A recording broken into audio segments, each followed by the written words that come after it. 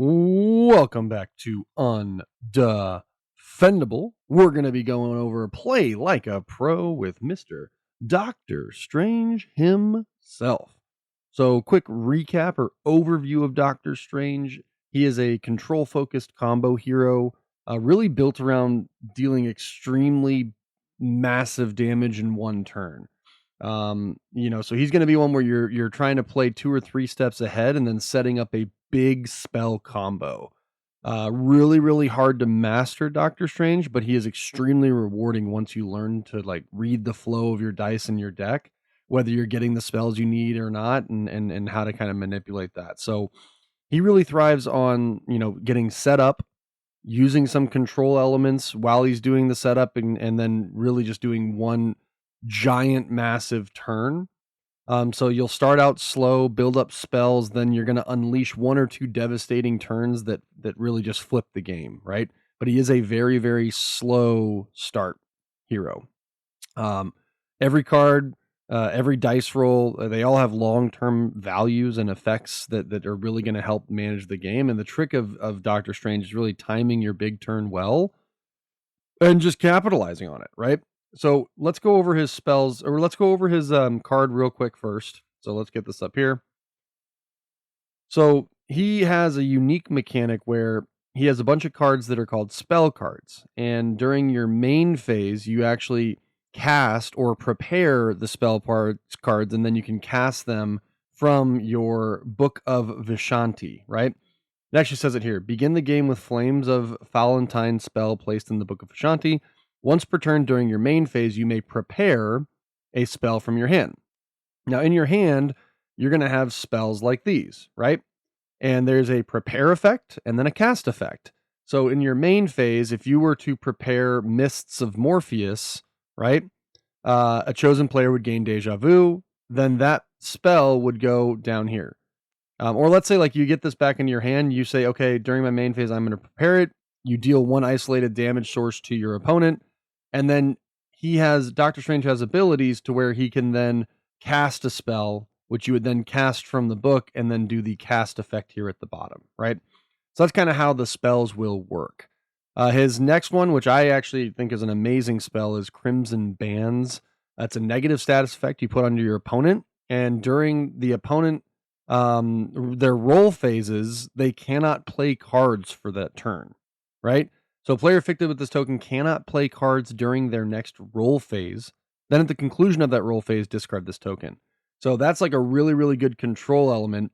If they can't get rid of it and you have a Twice as Wild or a Tippet or something where you can get them off their roll, you really kind of bind them to their first or second roll commitment, because if they go for a third roll and they have this on them and they can't get it off, you can just completely have them whiff. So that's another big part of Doctor Strange, is you're trying to set up for big bursty damage, but you're also trying to control the game to take as little damage as possible to set up, to basically slow them down so that you can set up for that big splash.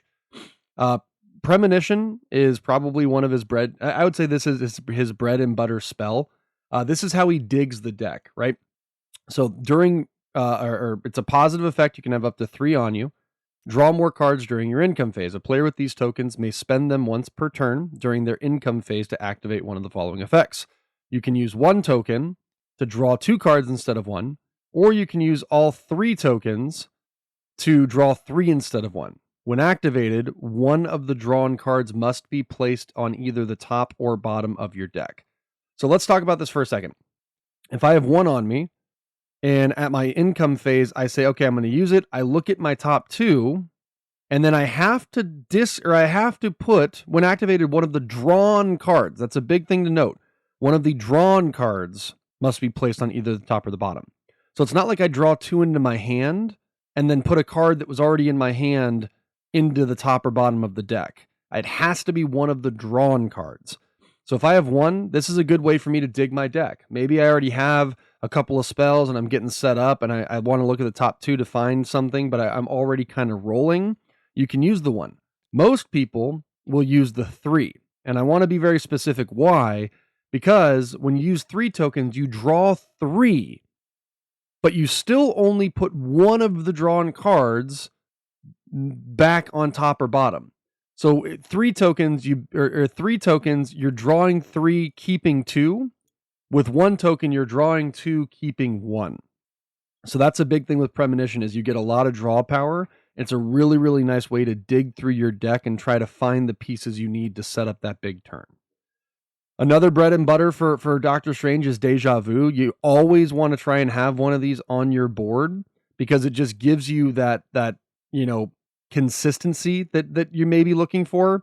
It's really just a safety net for bad rolls. So like, if you're really wanting to kind of go for, let's say, Wands of Watum, and you have this and you start your roll, like let's say, like, for instance, let's say I have Déjà Vu, this is my first roll. It's like, all right, I'm going to go for Wands of Watum. Okay, let's see. All right, and then maybe I could mod it. But if I don't mod it and I don't have anything else and I'm a little nervous, or maybe my opponent, maybe I do get it, right?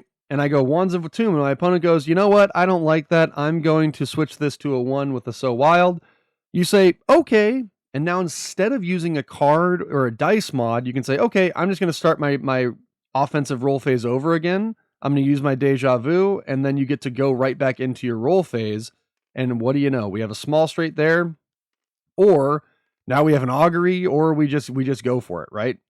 And again, I probably would want to have a dice mod there, but Déjà Vu just kind of gives you that additional flexibility to be a little bit riskier. It's your safety net or your risk wagon, whatever you want to call it. I don't know what a risk wagon is, but that's what this is. It's a risk wagon. Okay, so that's his spells. Now his dice are noted. His dice are worth being noted. He has a 2-2-1-1 roll. So 2 mandalas, 2 tombs, 1 mantle, 1 amulet. So he has 4 different symbols, which does make some of his roll objectives a little harder to get to, right? And that kind of brings me to some offensive tips. We'll go over his board real quickly so we can kind of get a feel for it. Obviously, you have Book of Vishanti. That's where you prepare your spells and then cast spells from the book. And to note, you cannot cast a spell from your hand. It has to be in the book, or you have cards that can cast spells from your discard. But that's something to note, is you have to have it over here, okay? Or in the book to cast it. Augury is 3-4. So 2 books and 2 amulets, or 2 tomes and 2 amulets. This gets you Déjà Vu and deals 8 damage. 8's a pretty good stat line. You could even bump it up if you have some way to cast a spell. But this is a good one to kind of get things rolling. So if, for instance, like if you have your dice roll and you end up, perfect example, the tips for him is, if your starting roll has 2 5s, you go for binding. If your starting roll has 2 5s, you go for binding. If your starting roll has a 5, this one's a little interesting, because what you'll notice is, right, he doesn't have a basic attack. So this might be one where I'm going to keep the 5 and then I'm going to roll. And then this is where I can push for Astral Incursion. I can try and find binding, or 2, 3, 4, 5. That gets me right into my mystical bolts, which allows me to cast a spell. But ultimately, if your starting roll has 2 5s, you're going to go for binding. If your starting roll has 2 6s, you're going to go for augury. Outside of that, your bread and butter is going to be mystic bolts or astral incursion for value. So that's kind of like offensive tips 101. That's going to be your roll phases. 2 5s, you go for binding because you have the mantle. 2 6s, you go for augury. Hopefully I said that enough times to where you guys actually listened, but maybe I didn't. Big thing to note is Doctor Strange, his damage is not going to come from like his board. Although he does like 8 and 9 and 9 and 6, it's all defendable, so on and so forth. His big damage is going to come from his spell synergies, not a single roll. Wand of Watum is your closer. Use it late when your discard pile is loaded with spells. You can prepare spells from your discard, then cast 2 spells, right? So I'll kind of walk you through that in a second. I got a little ahead of myself there. I do apologize. Augury, if you roll 6s early, go for augury. Universal awareness is fine. It's a setup. You get the Déjà Vu, you get to Premonition, you prepare a spell from your discard, and you draw a card. So this could be a really good, setup phase. Maybe you need to get a card back over to here from your discard pile.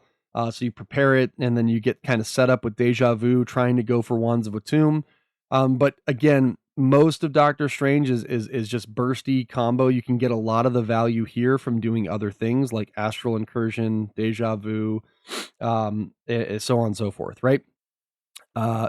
Astral Incursion is really kind of like his fallback value, kind of like if you miss Mystic, if you miss some of these other ones, you can fall back to Astral Incursions. Like if you miss Augury, if you miss Binding, Astral Incursion's probably going to be right there, ready for the picking. Deal 6 damage, roll 2, and then on the roll you do the opportunities here. Mystic Bolts, bread and butter, deal damage, cast a spell, right? So let's say I roll Mystic Bolts, I deal 6, and then I can cast a spell. So I add 1 to my attack. So that would be 7, right? So not the most ideal scenario, but that's just kind of how that would work. Same with this large trait. It's just more damage. Binding is fantastic. I love this spell. I love this ability simply because it inflicts crimson bands, which is an amazing thing to have on when you're playing Doctor Strange, because your opponent cannot play cards during their offensive roll phases or during their roll phases. So you can just really kind of control. They either have to get rid of it and use CP or use resources to get rid of it, or you can just manipulate their dice with your dice mods. So hold on to your dice mods so you can control the game before you do your big bursty damage. Wands of Atum, again, inflicts crimson bands. Absolutely fantastic. Deals 5 undefendable damage. Prepare a spell from your discard, then cast up to 2 spells. So ultimately, like, you'll have a really valuable discard spell. You prepare that, and then you cast 2 from your book. And this is usually going to come out to like 15 damage if you're doing it right. And this is going to be your closer. This is what you really want to set your game up to get done during like the mid to mid late game. This is where you want to land. And then lastly, his defense is it needs some love, but it's fine. It's really kind of chippy damage. Sometimes you can do 4 damage back if you roll a mandala and an amulet. You can prevent. A lot of times you'll get premonition from it. So it's fine. It's not anything to necessarily like talk about. It's more of like it deals chip damage back to your opponent, and then you gain a premonition most of the time. That's really kind of it. So it prevents small hits, but nothing too huge. So this is where you kind of want to lean into the control instead of defense, getting the crimson bands, using the premonitions to dig through your deck to find the cards you need to blow up on your opponent. He does have a card, Shield of Seraphim, that allows a little bit more defense and preventing damage, and then he does have a couple of spells that'll heal him. So that is normally what keeps you alive between the combos and the offense and the defense versus your defense alone. Okay. So let's walk through early game. Early game, you're going to focus on your setup, as we've mentioned a couple of times. So early game, you're focusing on augury, universal awareness. If you need to get the Déjà Vu token and kind of discover some spells, this gets you premonition, things like that. I try not to do universal awareness because it has a prepare a spell from your discard pile. So normally I would want something in there first. Now that said, like let's say my starting hand has 2 spells in it. During my main phase, I could sell one, gain a CP, and then go for this and prepare that into my book. So that is a line where then you would get Déjà Vu, you would get 2 premonition, you would draw an additional card, and you would prepare a spell from your discard.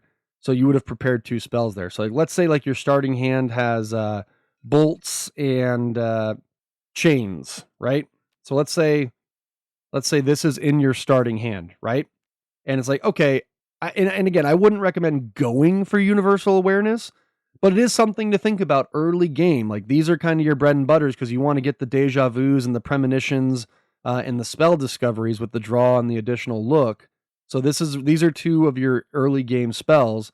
So it's like, okay, you know what? I think I'm going to do that. So I'm going to, let's say, discard Chains of Khan, during my main phase, I would gain a CP, and then I'm going to prepare this and gain another CP.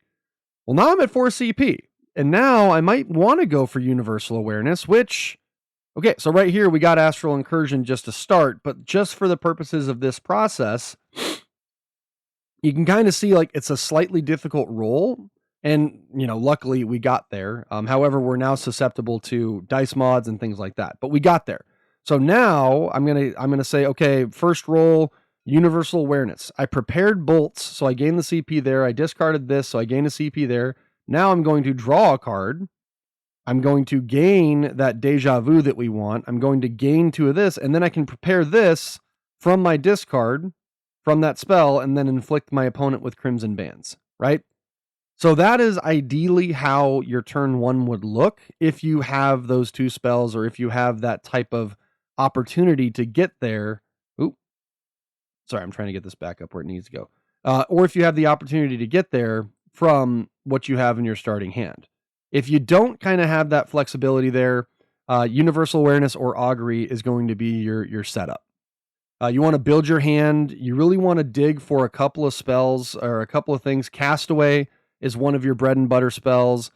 Fangs of Farlaw is another spell that's going to have damage associated with it. And then Rings of Ragadur, as well as Images of Icon. So those are like kind of like your 3 big, and bolts. So you have the Fang. Let me see if I can actually move these around. So these are the ones that you're kind of digging for, right? You're looking for these 4 spells and then Castaway, right? Rings prepares or gain Premonition, but you can also cast up to 2 spells from your discard. Fangs deals 3 damage. Bolts deals 3 isolated damage, and then Images deals 1 damage to an attack for each card in your hand, up to a maximum of 4. So you can kind of see like in a scenario, and this is a roll phase card, like you could do a lot of damage if you have this setup going. So you're really digging for these cards, trying to get set up. Now, what I will say is don't chase damage early, chase control, right? So you don't need to chase, a binding. You don't need to chase a large straight. You're really chasing control early game so that you can have Déjà Vu and Premonitions and the spells and the cards in your hands and in your book, so that your mid game is going to be really, really strong. Doctor Strange can be a mid game menace. So once you've got a few key spells in the discard, you can shift to start doing Mystic Bolts or Astral Incursion, trying to cast spells and trying to get that damage. So you're going to chain those spell casts to boost your attacks, and then manage your Premonition tokens carefully, because you're using them to cycle your deck, which means the more you cycle, the more control you have and the better your cards will get. Late game is where Doctor Strange tends to thrive. This is where you can pull off the Rings of Ragadur and the Fangs, Bolts, or Images combo that I showed you up there to deal 15 to 20 damage. You can use that Castaway card or your Ice Tendrils to really stack that extra damage or extra spells. And if you're behind in the late game, you want to dig for a big combo or binding to try and shut down enemy card play. So remember, you don't need many big turns. You really just need like one perfect one to really make Doctor Strange pop, right? I think that's a big one, is everyone's like, oh man, I want to do as much damage as possible every single turn. And that's not really how Doctor Strange works, right? Doctor Strange works where you could have Castaway, and let's just grab these down here really quick. So Doctor Strange is going to work where, let's say this is where you're at. You're going to, let's say hypothetically, these are already prepared, maybe, and then these are in your discard. Wait, actually, sorry, we would want this over here. Okay. So now you're going to roll for those ones where you can cast spells. And this is kind of how, what I mentioned earlier, Wands of Watum is a really good closer. So it inflicts Crimson Bands. It's 5 undefendable. Prepare a spell from your discard. So let's even go one step further. Let's say we have this in our discard as well. So I prepare a card from my discard pile, then cast up to 2 spells, right? So what is a really good prepare? Well, I'm going to grab this one, which gives me Déjà Vu. chosen player gains Déjà Vu, and then I can cast 2 spells. So now I'm going to cast Rings of Ragadur, which then casts up to 2 spells from my discard. So now I'm going to add 3 more damage and then add 3 more damage. So this is now 11 damage. And I just gained the Déjà Vu from this. And then I'm going to use Castaway to cast another spell. And let's say I have 4 cards in my hand. This is going to add another 4. So we just did 5, 6, 7, 8, 9, 10, 11, 12, 13, 14, 15 undefendable, and gained a Déjà Vu and inflict crimson bands, right? So that's a really, really good turn. Now, on top of that, if you needed to, let's say you had this as well, you could say, okay, cool, that's great, everything went through. I'm going to add Icy Tendrils and roll 2, and I'm going to cast another spell. So I'm adding 1, so now we're at 16, and I can either add 1 damage to that, make it 17, or I can heal my hero for 3 and then discard. So that's kind of like you're trying to set up a turn like that, where you just like, you have stuff in your discard, you're playing cards from your discard, and you're just trying to like really blow up on your opponent for 1 turn and control them down with Déjà Vus and Crimson Bands to get what you need. Okay. So that's really how Doctor Strange's late game is going to work. You're during the game doing chippy damage, gaining setup, doing some value turns with Mystic Bolts and Astrals, maybe getting some bindings in there if you're rolling the 5s, and then you want to go for Wands of Watum. Obviously, All-Seeing Eye is great, but Wands of Watum is one that's really going to be way more consistent for you to hit and make that perfect turn happen. Pro tips: always have Déjà Vu tokens. It's your safety net for bad rolls. Use Premonition tokens, these ones over here, to constantly cycle your deck and improve your hand and improve your odds of getting these combos. If you draw no spells early, you're going to need to switch gears and go more value based. So like, let's say like for some reason you're just not finding your spells, which can happen with Doctor Strange. That's where you're really going to need to start locking down binding and gaining some dice mods and doing what you need to do. So you're going to use binding, and then you're going to mod their dice so that they're not getting the value that gives you just more chances and more opportunity to go later into the game, right? So those are kind of the pro tips there. Always have Déjà Vu. Crimson Bands and dice mods is really strong, especially if you're not finding the spells you need, and use Premonition to find what you need. So all of that said, Doctor Strange is going to be really, really good against characters that need a lot of setup, or that characters that need to go into the late game. He's going to be able to control them. He's going to be able to manipulate them. So characters like Paladin, Treant. He's even probably good into Shadow Thief, because Shadow Thief is slow and a defensive hero. So he can be pretty good, because if Crimson Bands is on him, Shadow Thief can't use dice mods. He can't use his Twice as Wilds or his instance for going into the shadows and things like that. Doctor Strange is weak versus fast, burst heavy, or evasive heroes. So heroes like Ninja with Smoke Bomb, or evades with monks and agilities with Black Widows and things like that. Bursty heroes, burst heavy heroes. So even the Barbarian, if the Barbarian can hit really hard 3 or 4 times, it's going to be tough for Doctor Strange to pull off that big attack. If he's low health, he might not get there, especially if he can't control or do what he needs to do. And then rush down heroes. So Wolverine, Pyromancer, heroes that just want to get the game over with really, really quickly. He's going to kind of struggle against. So counterplay awareness. He has a weak early game, so you want to rush him down before he can get set up. If you can remove Crimson Bands late, that really kind of slows down Doctor Strange. So keep your what's that status effects or gets that out of here for late games for the Crimson Bands, and you should be good. Heroes countering Doctor Strange, heroes with burst damage or high avoidance really ruins that big turn we just talked about. And then characters with strong defense or fast damage can out-tempo him occasionally, right? So that's really the breakdown of Doctor Strange. I hope that helped. I know there's a couple people asking, how can I get better with Doctor Strange?